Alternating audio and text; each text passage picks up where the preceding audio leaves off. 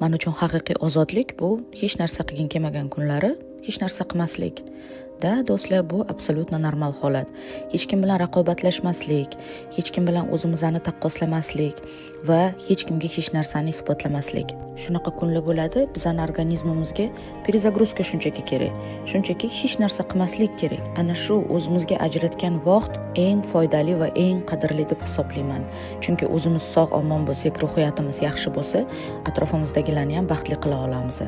Men produktivniy bo'laman deb Instagram hayotini ketidan yuguramizda, lekin ich-ichimizdan bu narsa bizani qanchalik baxtsiz qilayotganini o'zimiz bilmay qolishimiz mumkin.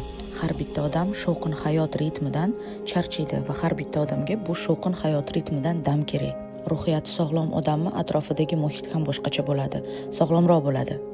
Va yo'q do'stlar, bu yalqovlik emas, bu o'zingizlar haqingizda qayg'urishinglar, o'zingizlar haqingizda o'ylashinglar. O'zingizlarga shunchaki odam bo'lishda ruxsat berishinglar. Agar men ish qilmasam, produktivniy bo'lmasam, meni yaxshi ko'rishmaydi deb o'ylasanglar, sizlar demak noto'g'ri inson bilansizlar. Esingizdan chiqazmanglar. Nima his qilishimizdan qat'iy nazar, bu normal.